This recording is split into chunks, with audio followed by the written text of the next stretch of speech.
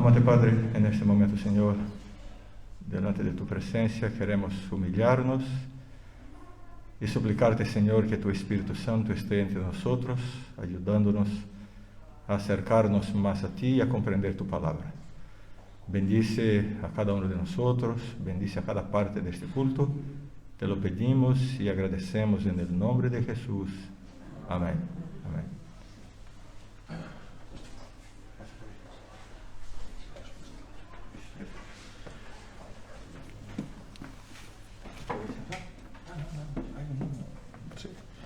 Buenos días a todos. ¿Feliz sábado? ¡Feliz sábado! Para comenzar entonaremos el himno número 108.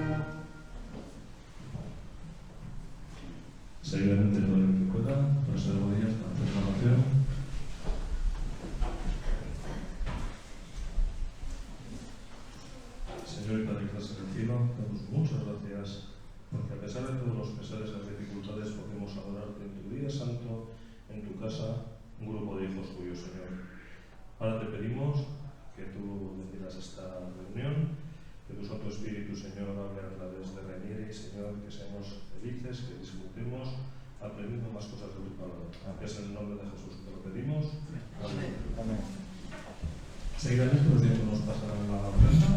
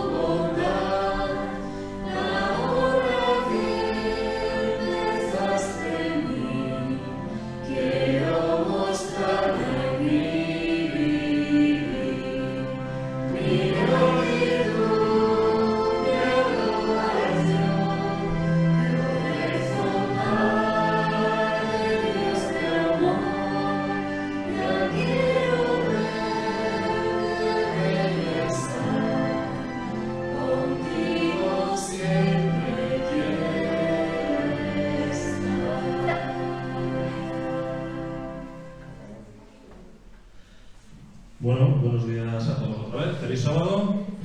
Bienvenidos a todos, a los que estáis aquí presentes. Tenemos visitas que nos vienen hoy. Sentidos como en vuestra casa. Bienvenidos. Estamos muy contentos. También darles la bienvenida a los que nos están siguiendo por las redes sociales, por Facebook. Y ahora tenemos unos anuncios. Como siempre, megafonía al tanto. Muchas gracias. Hoy tenemos la cuarta vigilia, que ya sabéis que estos sábados pasados hemos tenido, muy recomendables y muy interesantes. Hoy el tema estará a cargo de nuestro pastor Ranieri, sobre el tema serán los 144.000, y como dice, no te lo puedes perder, estará muy interesante. La verdad es que el ambiente es muy bonito, sermón, oraciones, hay cantos, hay juegos, la verdad vale la pena. Así que os esperamos a todos.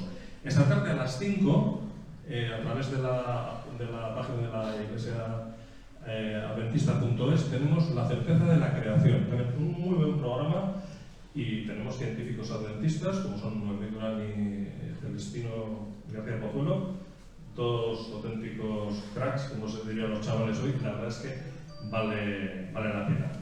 Para concluir los anuncios, ya sabéis que cuando el pastor estuvo hace un par de semanas nos anunció que tendríamos unos bautismos, que serán el sábado que viene a las 6 de la tarde, y se bautizan nuestras hermanas María y Ashley.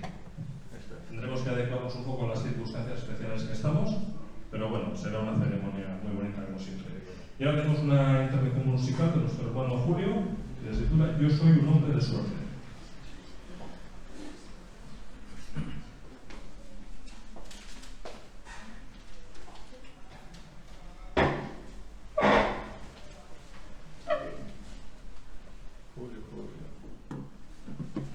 Gracias, Oscar.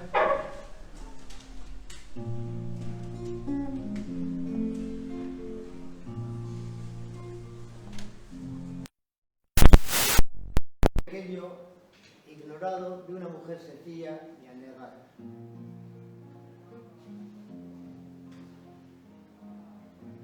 Creció en otro pueblo donde ayudaba a su padre en la carpintería. A los 30 años comenzó a predicar la salvación de su pueblo. Nunca escribió un libro, ni tuvo una oficina, no formó una familia, no construyó una casa, no vivió en las ciudades. Solo dio testimonio de sí mismo. A los 33 años, la gente se volvió contra él. Enfrentó a sus enemigos y sus amigos lo negaron. Fue juzgado y condenado a muerte. Lo clavaron a una cruz de madera y lo pusieron entre dos ladrillos. Mientras moría, sus verdugos se jugaban sus ropas a los dados. Cuando murió, fue enterrado en una tumba prestada por un amigo generoso. Al tercer día, resucitó entre los muertos. Desde ese momento yo camino a su lado.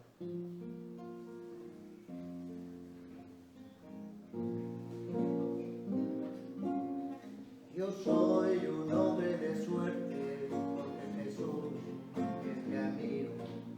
Yo traigo buenas noticias, porque camino a su lado. Mi corazón está lleno de esperanza y alegría, pues aprendí que el amor es la razón de la vida, porque el amor siempre es Dios y Dios siempre la vida.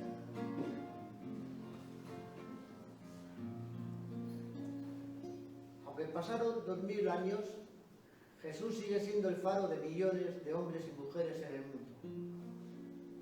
Todos los barcos que alguna vez navegaron, todos los ejércitos que alguna vez guerrearon, todos los reyes que alguna vez reinaron, todos los filósofos que alguna vez filosofaron, todos los tribunales y todos los parlamentos juntos jamás afectaron la historia de la humanidad tanto como este hombre solitario, que es el protagonista de mi vida, mi Señor y nuestro mejor hermano. Por eso, yo soy un hombre de suerte, porque Jesús es mi amigo. Yo traigo buenas noticias, porque camino a su lado. Mi corazón está lleno de esperanza y alegría, pues aprendí que el amor es la razón de la vida, porque el amor siempre es Dios y Dios siempre la vida.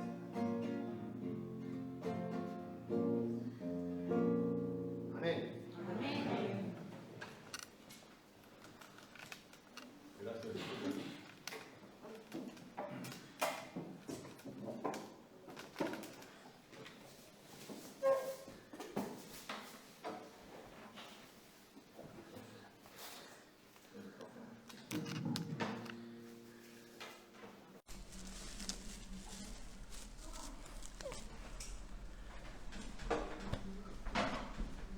Muy bien. Feliz sábado a todos una vez más. Es con mucha alegría que aquí estamos, ¿no? A pesar de todas las limitaciones que hemos tenido con esa situación toda, pero siempre es motivo de alegría estar aquí en la casa de Dios. Todos sois muy, muy bienvenidos. Y lo que vamos a hacer ahora es estudiar la palabra de Dios. ¿Cuántos de vosotros estáis animados y dispuestos a estudiar la Biblia esta mañana? Todos, amén, amén. Alabado sea el Señor. Solamente comentando un poco sobre el tema de la vigilia esta noche. Yo sé que no todos de vosotros habéis participado de las reuniones anteriores, pero esta ya será la tercera vigilia, ¿no, Mónica? La cuarta. La tercera vigilia. Yo he disfrutado muchísimo, muchísimo. Hemos pasado un rato muy, muy agradable. Y además de todo tenemos siempre una buena exposición de la palabra de Dios. Tuvimos ya 2 predicadores muy, muy interesantes. Y esta noche me toca a mí presentar el tema. Y yo he elegido el tema sobre los 144.000, la última generación del pueblo de Dios que estará sobre la tierra antes de la venida de Cristo. Y estoy seguro que el estudio de hoy podrá, o ciertamente nos motivará en nuestra preparación para la venida de Cristo. Así que os esperamos a todos a partir de las 9 de la noche. Y quedaros tranquilos, porque no pasamos de la 1 de la madrugada. Por ahí terminamos. Pero os aseguro, el tiempo pasa que no lo notamos. Ha sido una bendición. ¿Vale? Muy bien. Estamos estudiando la doctrina de la Trinidad, y aquellos que han estado aquí en los temas anteriores, por supuesto, ya saben que en esta oportunidad vamos a comentar el tema número 3 de la doctrina de la Trinidad. ¿Cuántos de vosotros habéis acompañado desde el comienzo los 2 temas anteriores? Sí, la mayoría, pero no todos, pero está ahí en la página de Facebook de la iglesia, pienso que en el YouTube también, para los que quieren ver los temas anteriores. Solo para... el primer tema fue la visión de los pioneros acerca de la Trinidad. El segundo tema fue la Trinidad en la Biblia. Fue lo que estudiamos aquí hace 2 semanas. Y hoy vamos a investigar un poco, vamos a estudiar un poco sobre el tema de la divinidad de Jesús, ¿no? El Hijo de Dios. Jesús, el Hijo de Dios, que es el Dios eterno. El mismo Jesús es el Dios eterno. Esto es un pilar de la comprensión bíblica de la Trinidad, ¿no? Hemos estudiado bien el tema y ahora vamos como se dice, a profundizarnos un poco más sobre la divinidad de Jesús, ¿vale? Cuando comentamos sobre la persona de Jesús, ya sabemos que a lo largo de la historia ha habido muchas herejías en cuanto a la interpretación, a la comprensión del tema de la persona de Jesús. Muchas herejías. Yo voy a mencionar algunas de ellas. Y lo interesante es notar lo siguiente. Cuando tú escuches algo raro que se hable sobre la persona de Cristo, que te suena raro, como una nueva comprensión, puedes estar seguro que eso ya ha sido hablado hace siglos, ¿no? Porque ha habido muchas distorsiones, ¿no? De la comprensión y de la interpretación, ¿no? Que se da a la persona de Cristo. Menciono aquí quizás las principales herejías, ¿no? Relacionadas a la naturaleza de Jesús, solamente para que podáis tener una idea, ¿no? El docetismo del segundo siglo negaba que Jesús tenía un cuerpo real, porque decían que la materia es inherentemente mala. Por ello Jesús no podía tener un cuerpo físico. Así sus sufrimientos fueron aparentes, no reales. Esta es la interpretación del docetismo. El adopcionismo, ¿habéis escuchado ya acerca del adopcionismo? También viene desde el segundo siglo. El adopcionismo decía que Jesús es hijo adoptivo de Dios, que cuando nació era una persona, un ser humano común, normal, ¿no? Pero fue preparado por Dios, fue perfeccionado y pasó por pruebas y todo, y finalmente fue adoptado por Dios. Y en su bautismo Dios le da una naturaleza divina. Este es el adopcionismo. Otra herejía también que ha surgido en el cuarto siglo es el arianismo. Esta quizás es un poco más conocida, porque de todas las herejías acerca de la persona de Jesús, quizás la que sigue teniendo más influencia en el mundo cristiano es el arianismo, ¿no? Que niega la divinidad de Jesús. Lo ve como una persona, por supuesto, superior, pero inferior al Padre, ¿no? Y que fue generado por el Padre. Este es el arianismo. Viene también el apolinarianismo, desarrollado por Apolinario en el cuarto siglo también, que niega la humanidad de Jesús. El arianismo niega la divinidad, el apolinarianismo niega la humanidad de Jesús. Él no tenía una mente humana, sino que tenía una mente completamente divina, según el apolinarianismo. Viene el nestorianismo en el V siglo, ¿no? que afirmaba que había dos personas en Cristo, una divina y una humana, las dos unidas en Jesús, pero distintas, ¿no? Y enseña también que María dio a la luz solamente al Jesús humano, y así María no debió ser llamada de la Madre de Dios, sino la Madre de Cristo. Viene el monofisismo, también en el V siglo, que enfatizaba la naturaleza divina de Jesús. Su naturaleza divina absorbía la naturaleza humana, así era diferente de la naturaleza divina de Dios y de la naturaleza humana del hombre. Era una naturaleza distinta, ¿no? según el monofisismo. Luego en el séptimo siglo viene el monotelismo, ¿no? Si por un lado los monofisistas afirmaban una sola naturaleza, los católicos fieles afirmaban dos naturalezas en Jesús, divina y humana. Y los monotelistas intentan conciliar las dos posiciones y afirman que Jesús tenía dos naturalezas, divina y humana, pero en una sola voluntad, la voluntad divina. Todo eso parece muy confuso, ¿no? Esas son quizás las principales, ¿cuántas he mencionado? 1, 2, 3, 4, 5, 6, quizás son las 7 principales más conocidas herejías acerca de la persona de Jesús.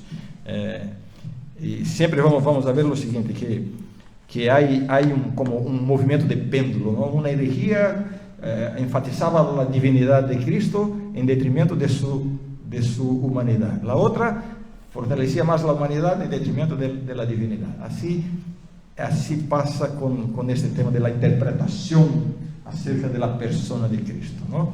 Ahora la pregunta es la siguiente: ¿qué enseña la Biblia acerca de la divinidad de Jesús o de la persona de Jesús?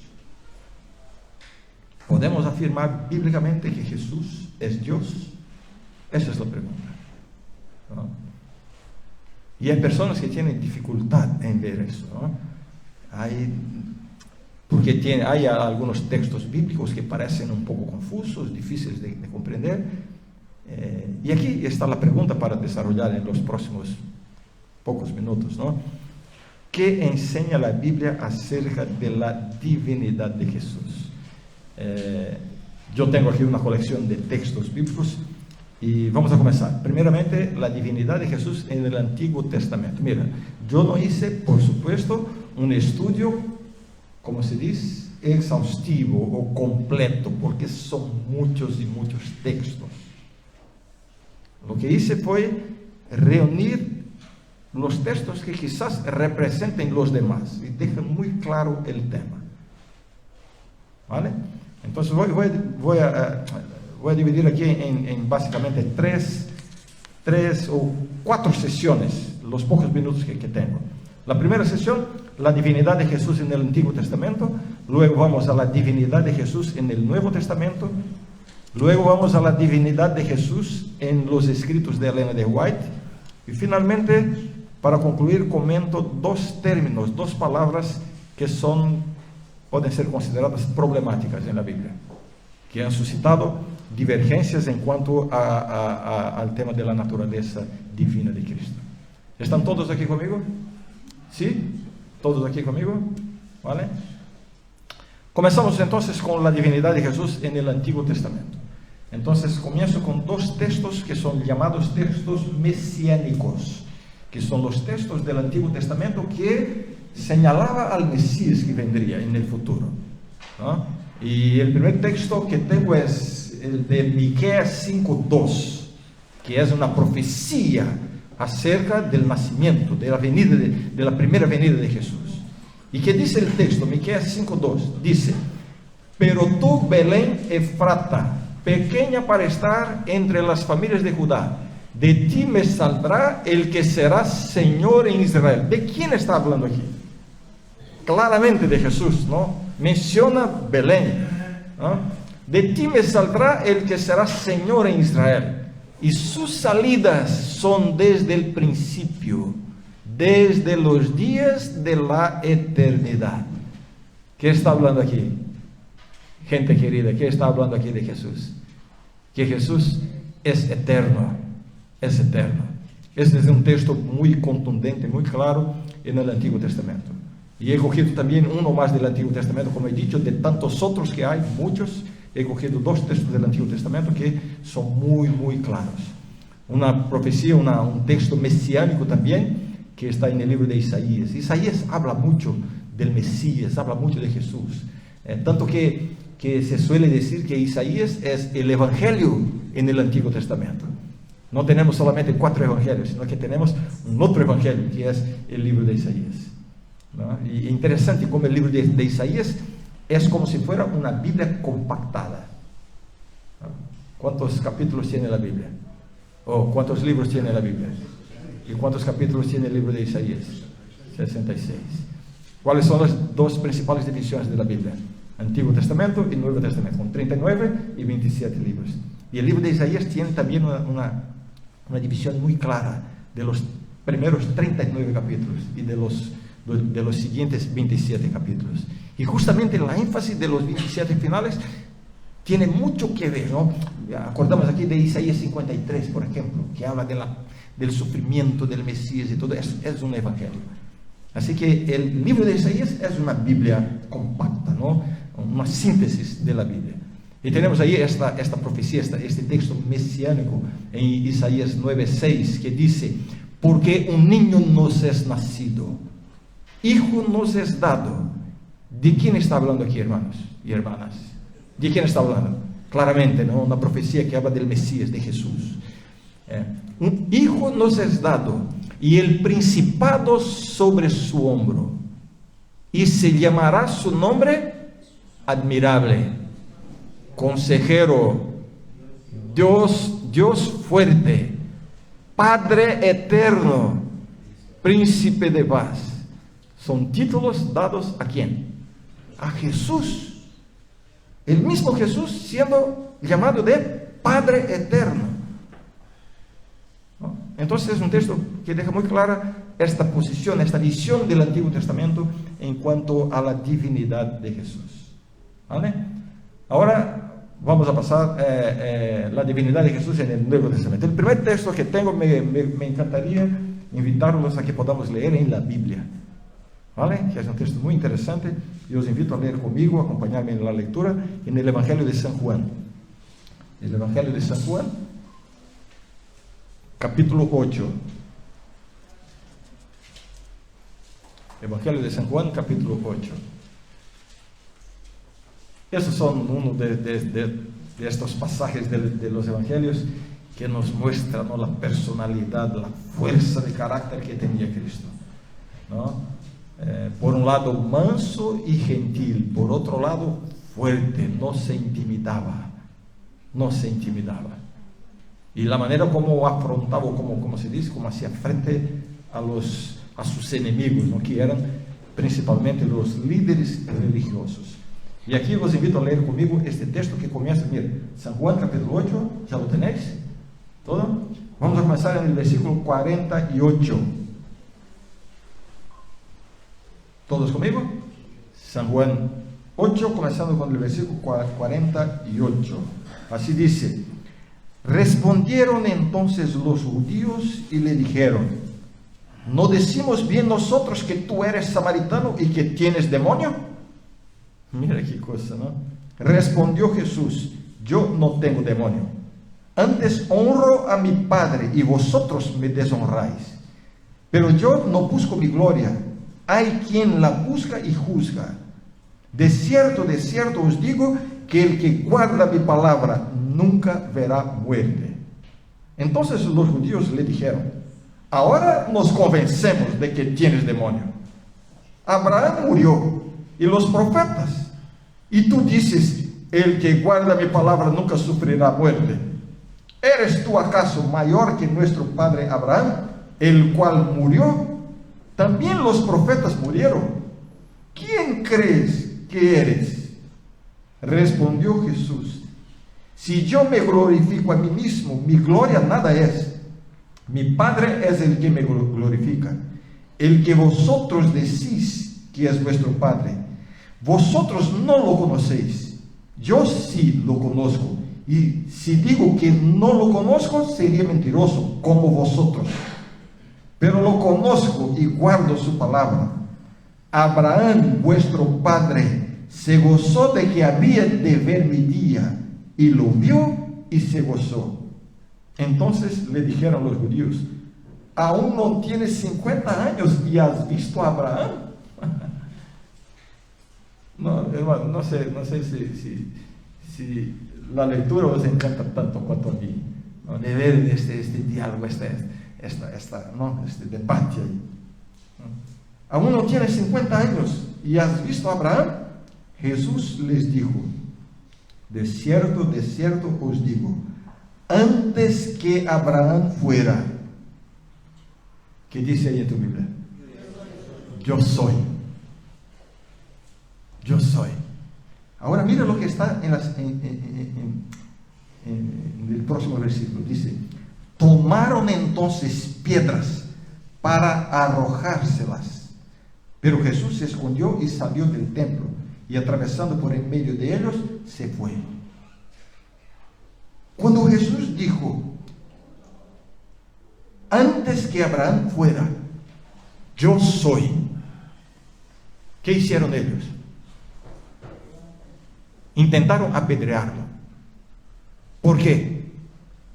¿Por qué intentaron apedrearlo? ¿Qué significa la expresión cuando Jesús dijo yo soy? ¿Qué comprendieron ellos para querer apedrearlo? Mira, todo lo que ellos buscaban era un motivo legal para matar a Cristo. Buscaban un motivo legal. Si fuera por la transgresión de la ley de Moisés, buscaban un motivo legal. Y ahí lo encuentran, piensan que lo encuentran. Porque cuando Jesús dijo yo soy, la misma expresión usada por Dios ahí con Moisés, cuando Moisés estaba para salir, siendo llamado para liberar el pueblo, y le dijo Moisés, aquí tengo el texto, dijo Moisés a Dios: he aquí llego yo a los hijos de Israel y les digo: el Dios de vuestros padres me ha enviado a vosotros. Si ellos me preguntaren ¿cuál es su nombre?, ¿qué le responderé? Y respondió Dios a Moisés: yo soy el que soy. Y dijo: así dirás a los hijos de Israel: yo soy, me envió a vosotros. O sea, cuando Jesús dijo yo soy, ellos comprendieron que Jesús se estaba haciendo como la misma persona que había dicho a Moisés: yo soy, te envió a los hijos de Israel. O sea, la expresión de Cristo significa que Cristo estaba afirmando: yo soy el Dios Todopoderoso. ¿Y por qué intentaron apedrearlo ahí? Porque Levítico 24:16 dice: y el que blasfemare el nombre de Jehová ha de ser muerto, toda la congregación lo apedreará. Blasfemia. Y pasarse por Dios es blasfemia. Entonces, aquí está clara la declaración de Jesús acerca de sí mismo, presentándose como el Dios Todopoderoso, el mismo Dios que apareció a Moisés en la zarza, ¿cómo se dice? La planta, la zarza, así se dice, la zarza ardiente, ¿no? Quemando. Entonces, claramente, en la mente de Cristo, en las enseñanzas de Cristo, en las declaraciones de Cristo, Él deja muy claro que Él es el mismo Dios Todopoderoso del Antiguo Testamento. Ahora os presento una serie de otros textos bíblicos, comprobando, confirmando, enfatizando la divinidad de Jesús en el Nuevo Testamento, además de este que acabo de comentar, ¿no? Tenemos ahí San Juan, capítulo 1 y 14. En el principio era el Verbo, y el Verbo era con Dios, y el Verbo era Dios. ¿Qué Verbo? ¿Quién es el Verbo? El versículo 14 dice: y aquel Verbo fue hecho carne. ¿De quién está hablando? Jesús, claramente, ¿no? Y habitó entre nosotros, y vimos su gloria, gloria como del unigénito del Padre, lleno de gracia y de verdad. Yo imagino que algunos de vosotros ya están viendo, pero está diciendo que Jesús es el unigénito. ¿Qué significa unigénito? ¿Alguien aquí es hijo unigénito de su casa? Tenemos aquí. Yo no puedo decir que mis padres tuvieron 10. Pero ya vamos a comentar sobre el tema unigénito, ¿vale? Romanos 9:5, de quiénes son, hablando de Jesús, ¿no? De quiénes son los patriarcas y de los cuales, según la carne, vino Cristo. ¿Qué dice más el texto? El cual es Dios sobre todas las cosas, bendito por los siglos. Amén. ¿Quién está escribiendo esto? ¿Quién escribió la carta a los romanos? El apóstol Pablo, ¿no? Hebreos, que podemos creer que ha sido Pablo también su redactor, ¿no? En Hebreos 1:8 hay esta expresión, más del Hijo dice. Mira, esto es una expresión que claramente se refiere a la persona de Jesús. Del Hijo dice, tu trono, oh Dios, por el siglo del siglo, cetro de equidad es el cetro de tu reino. Y Jesús está siendo llamado por el mismo Dios de Dios. Tito 2:13, otro texto del apóstol Pablo. Aguardando la esperanza bienaventurada y la manifestación gloriosa de nuestro gran Dios y Salvador Jesucristo. ¿Podemos afirmar que Jesús es Dios, plenamente Dios? ¿Sí o no? O quizás un Dios parcial. No, es Dios, pero no es completamente Dios. Algunos piensan, ¿no? Algunos piensan. ¿Sería eso? Ahora, para que no quede duda de que Jesús es completamente Dios, este texto que es arrasador, es un texto definitivo, ¿no? Colosenses 2:9, que dice, porque en Él, en Jesús, habita corporalmente toda la plenitud de la deidad. ¿Qué significa eso, hermanos? Que en Jesús está la plenitud de la deidad. No es un Dios incompleto. No es un Dios que ha perdido alguna característica de su divinidad. Aunque tenga un cuerpo humano, no está limitado al cuerpo humano. Si estuviera limitado al cuerpo humano, habría perdido su omnipresencia y otras cosas más. No está limitado. Jesús es Dios que asume un cuerpo humano, se identifica completamente con la familia humana y mantendrá esta identidad humana por la eternidad, pero no está limitado a un cuerpo físico, porque el texto dice que en Él habita corporalmente toda la plenitud de la deidad. ¿Qué podemos hablar de la deidad? De Dios. Es eterno, es omnipresente, es omnisciente, es todopoderoso, ¿no? Omnipotente. ¿Qué más? Es amor, es misericordia, eterno, ya lo he dicho. Mira, todo eso está en la persona de Jesucristo, porque en Él habita corporalmente toda la plenitud de la deidad. Y ahora un texto de esta colección de textos del Nuevo Testamento. Me gusta poner el próximo texto como el último de la presentación. ¿Por qué? Porque es interesante, ¿no? Sabemos que hay un grupo de cristianos que siguen hasta hoy el arianismo, ¿no? La doctrina o la herejía, el pensamiento de que Jesús no es divino, que Jesús no es plenamente Dios, que Jesús ha sido creado o engendrado o generado por el Padre y que Él es inferior al Padre, ¿no? Hay un grupo cristiano que defiende esta idea hasta hoy. Pero con estos textos alguien va a preguntar, pero ¿cómo hace con estos textos? Entonces ellos tienen una Biblia que ha sido una traducción exclusiva de ellos. Y es interesante que todos estos textos están de alguna manera adaptados en la traducción para no ir en contra su doctrina, ¿no? Incluso cuando dice, en el principio era el verbo y el verbo estaba con Dios y el verbo era Dios. Ahí en su Biblia está, y el verbo era un Dios. Han puesto ahí un para decir, no, es un Dios, no es el Dios todopoderoso, es un Dios. Y así han distorsionado. ¿Por qué me encanta el próximo texto que voy a pasar? Porque aún en esta Biblia, de este grupo cristiano, aún en esta Biblia, no sé si porque no se dieron cuenta o porque descuidaron, la traducción está así como los voy a presentar. O sea, aún en esta Biblia hay como probar la divinidad plena de Jesús. Me refiero a 1 de Juan, capítulo 5, versículo 20. 1 de Juan, capítulo 5, versículo 20. Pero sabemos que el Hijo de Dios ha venido y nos ha dado entendimiento para conocer al que es verdadero. Y estamos en el verdadero, en su Hijo Jesucristo. Este es el verdadero Dios y la vida eterna. ¿Qué tal? ¿Alguna duda?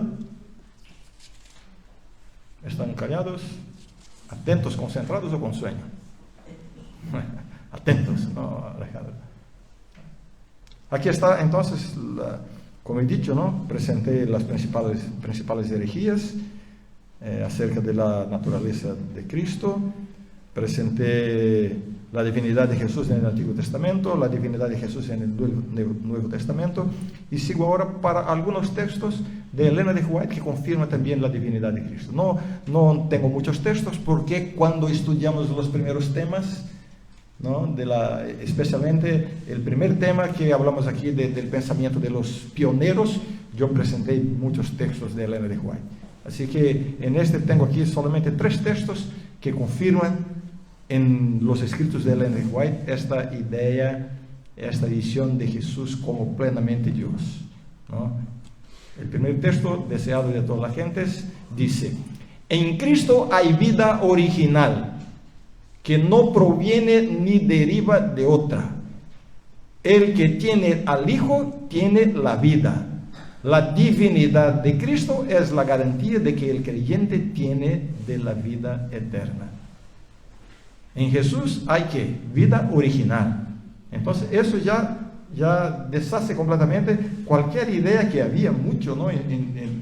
en el contexto protestante ahí de cuando vivió Elena de White. Hemos visto eso en el primer tema, ¿no? La idea de que el Hijo era un Dios, pero había sido engendrado por el Padre. Es como si el Padre hubiera sacado un trozo de su naturaleza divina y creado un nuevo ser. Así que no, es divino porque tiene la misma esencia de la divinidad. Pero ha sido creado, ha sido engendrado. No tiene vida por sí mismo, sino que ha sido sacado o engendrado por el Padre. Y Ellen de White dice: en Cristo hay vida original. La vida que tiene Cristo no ha recibido de nadie. Es vida original, que no proviene ni deriva de otra. Otro texto de Ellen White dice: las palabras de Cristo estaban llenas de profundo significado al afirmar que Él y el Padre eran de una misma sustancia y poseían los mismos atributos. Esa es la idea del espíritu de profecía en cuanto a la divinidad de Cristo. El Hijo igual que al Padre, igual. La distinción, como ya hemos visto aquí en el tema anterior, número 2, hay una distinción entre Padre, Hijo y el Espíritu Santo, pero la distinción no está en importancia, en poder, en eternidad o en divinidad o en grados de divinidad. No, la distinción está en las funciones. Ellos han compartido o dividido ahí una función para cada uno en el gran plan de la redención. Entonces se distinguen por funciones. Y en esta función Jesús vino como el que vino como ser humano, vino a sufrir, vino a pasar por las contingencias humanas. Tuvo hambre, tuvo sed, sufrió, lloró, incluso murió. Entonces, en ese aspecto de su humanidad que estaba limitado, o no limitado, estaba bajo las contingencias de la humanidad. Entonces el mismo Jesús dice: el Padre es mayor que yo. No sé si está así en castellano, mayor o más grande, no, mayor. Pero no podemos entender este texto como si Jesús estuviera diciendo que Él es divinamente inferior al Padre, sino que en función hay una distinción. Pero aquí está claro, ¿no? La misma sustancia, los mismos atributos. ¿No? Un texto más de Ellen de White. Cristo es el preexistente Hijo de Dios. Preexistente. Ha existido siempre, ¿no? Que tiene vida en sí mismo. Al hablar de su preexistencia, Cristo transporta nuestra mente hacia el pasado a través de los siglos sin fin. Nos asegura que nunca hubo una época cuando Él no estuviera en íntimo compañerismo con el Dios eterno. Nunca. O sea, no ha sido creado, engendrado, formado, nada de eso.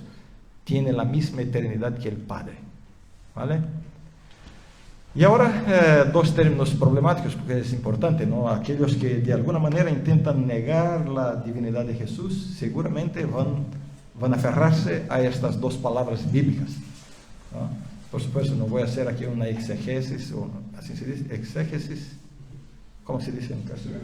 Exégesis, ¿no? Completa, pero no hace falta, porque fácilmente podemos comprender el sentido de estos dos textos.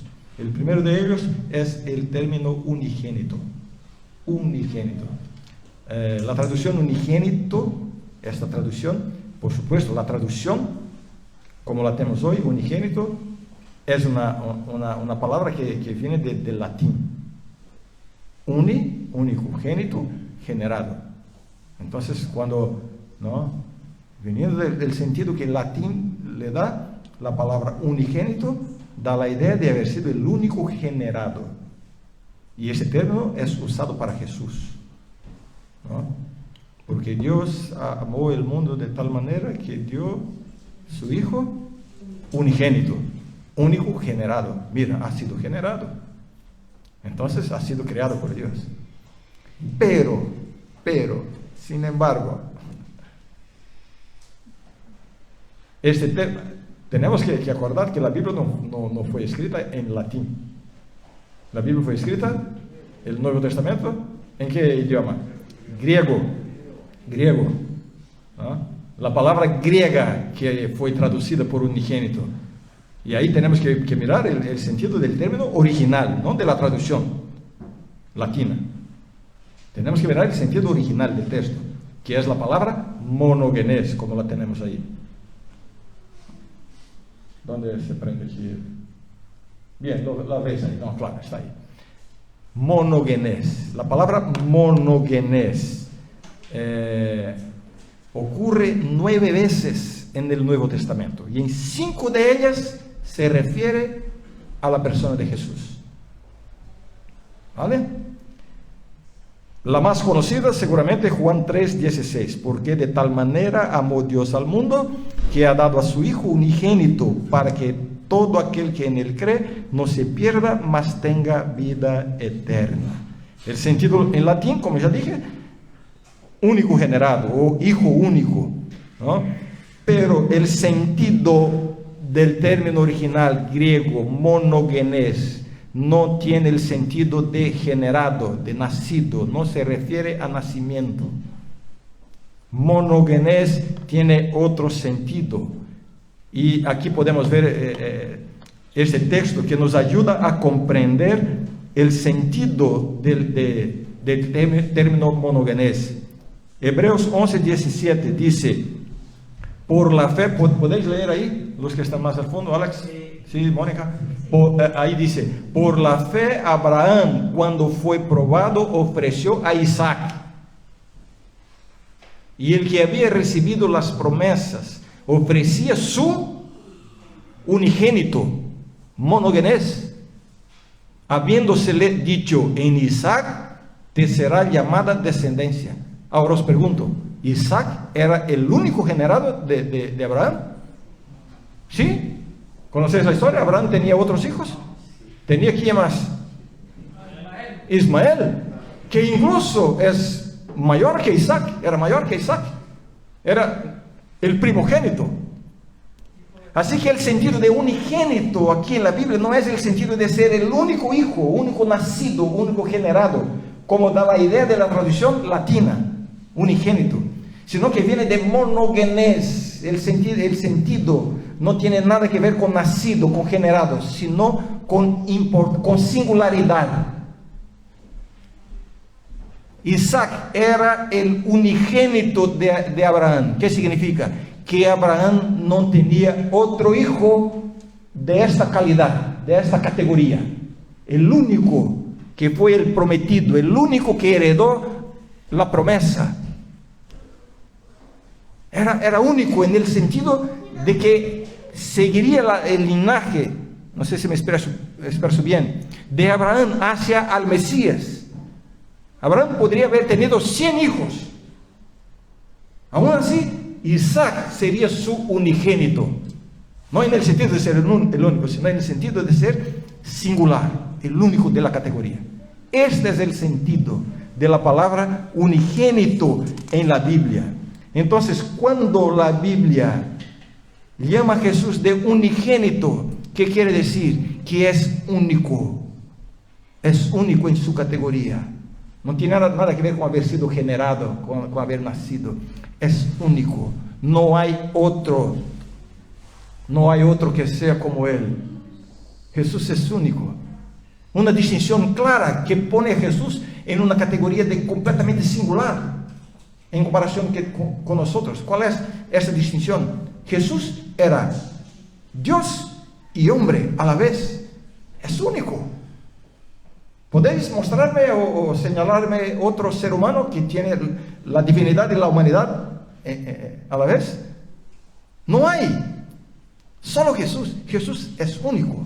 Es el único de su categoría. Eso significa unigénito. No tiene nada que ver con generado. Entonces, si alguien dice así, no, Jesús ha sido generado, porque unigénito, y unigénito significa el único generado. Y ya os voy a acordar que unigénito viene del griego monogenes, que no tiene nada que ver con generado, sino con esta idea de singularidad. ¿Está claro? ¿Está claro? El otro término que a veces complica la vida de los que creen que Jesús es completamente divino es el término primogénito. ¿Qué significa para nosotros primogénito? El primero. ¿Hay algún primogénito por aquí? ¿De su familia? Calero, Alex, hay varios aquí, hay varios primogénitos. Es el primero que nace, ¿no? Es el mayor de los hijos, ¿verdad? Pero la palabra primogénito en la Biblia es la traducción del término griego prototokos. Prototokos. Vosotros sabéis que hay una versión del Antiguo Testamento en griego, que es la llamada Septuaginta. Entonces tenemos también el Antiguo Testamento todo en griego, es la traducción del hebreo para el griego. Y la palabra prototokos ocurre docenas y docenas y docenas de veces en el Antiguo Testamento. Muchas de ellas refiriéndose al hijo mayor, el primogénito como lo consideramos en nuestro pensamiento. Pero hay docenas de usos de la palabra prototokos, o primogénito, en el Antiguo Testamento que no tiene que ver con la secuencia de nacimiento, por haber sido el mayor de los que nacieron.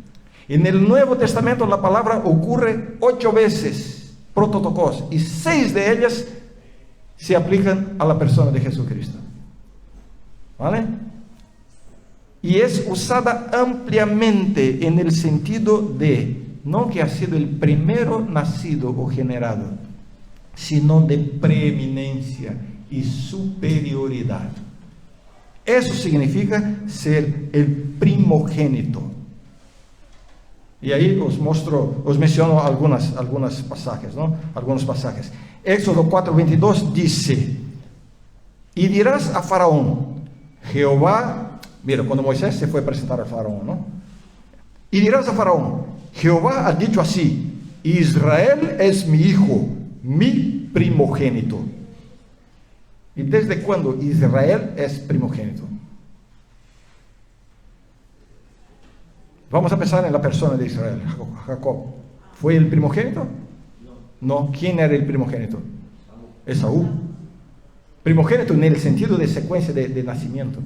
Pero cuando Dios dice, Israel es mi primogénito, por supuesto, no se está refiriendo al primero nacido, sino que está se refiriendo a lo más importante, al que tiene la primacía, al que tiene preeminencia en comparación con los demás. Ese es el sentido, ¿no? Salmo 89, 27, hablando de David, ¿no? El rey elegido por Dios, el ungido de Dios. Yo también le pondré por primogénito, el más excelso de los reyes de la tierra. Dios haría de David el primogénito de los reyes. ¿Significaba que sería el primero en el sentido cronológico? ¿O de haber nacido primero? Por supuesto que no. Sería lo más importante, lo que tendría la primacía. Este es el sentido de la palabra prototokos. Y cuando se utiliza a Jesús, entonces en Colosenses 1:15 es dicho, a ver si tengo aquí. Sí, Colosenses 1:15 dice que Jesús es el primogénito de toda creación. Y entonces los que quieren negar la divinidad de Jesús dicen, mira, es el primogénito de toda la creación, así que ha sido el primero generado, el primero creado. ¿Es ese el sentido? No. ¿Qué está diciendo? Que Él tiene la primacía sobre toda la creación. Él está por encima de toda la creación, justamente por no ser parte de la creación.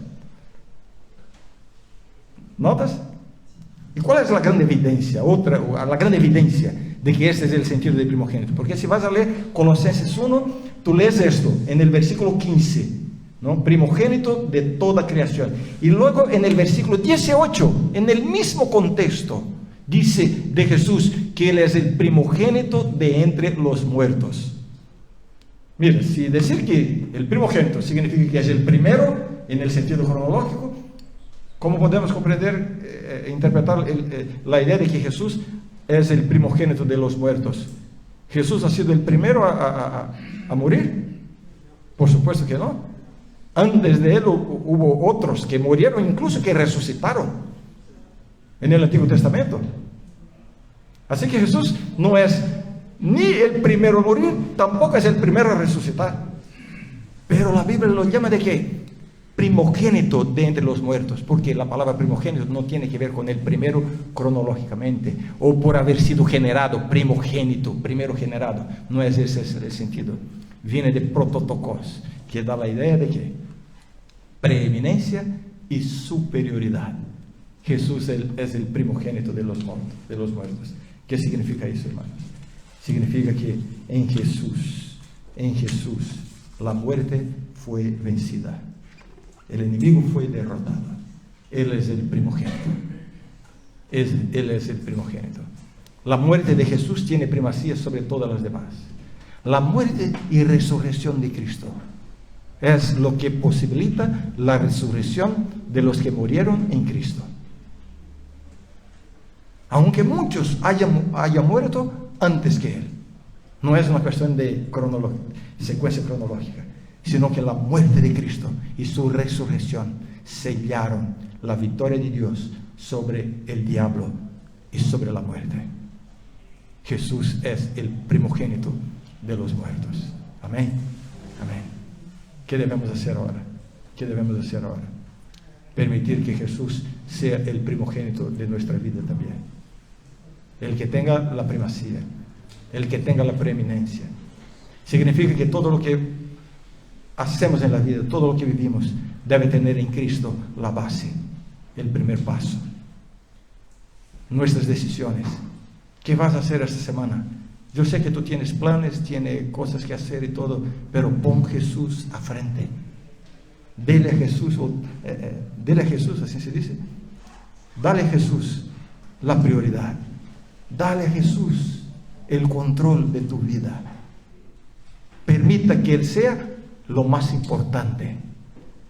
Permite que Él sea el primero, el que esté a frente, el que esté por encima. Cada paso, cada decisión, cada elección, cada escoja, tener a Jesús en el control. Esta es la garantía de que estamos permitiendo que Dios nos prepare para un día vivir con Él eternamente. Amén. Amén. Que el Señor nos dé esta experiencia maravillosa. Amén. Amén.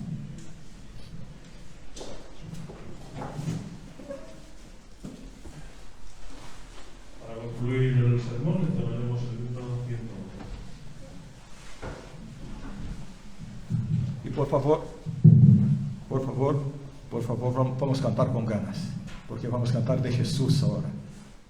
Entonces vamos a poner ahora en las palabras de nuestra boca, aunque con las mascarillas y todo eso, pero que el corazón puede expresarse,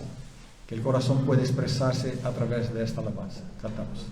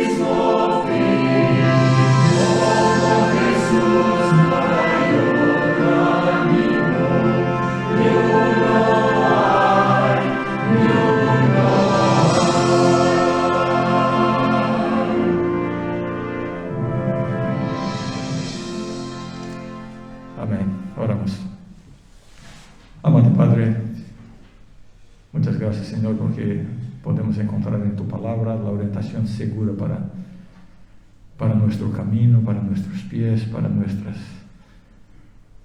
visión de la eternidad de la persona de Dios. Ayúdanos, Señor, a que tengamos no solamente la teoría acerca de la Trinidad, de la divinidad de Jesús y todas esas cosas que son cruciales para nuestra fe, sino que tengamos también, Señor, la experiencia de permitir que Jesús sea Dios en nuestra vida, que sea nuestro Dios, que sea mi Dios personal. Danos esa experiencia, Señor, que Él asume el control completo de nuestra existencia, de nuestras decisiones, y que nada en nuestra vida se haga sin la presencia, sin la bendición y sin la aprobación de Jesús. En el nombre de Él, Señor, te lo pedimos y agradecemos. Amén.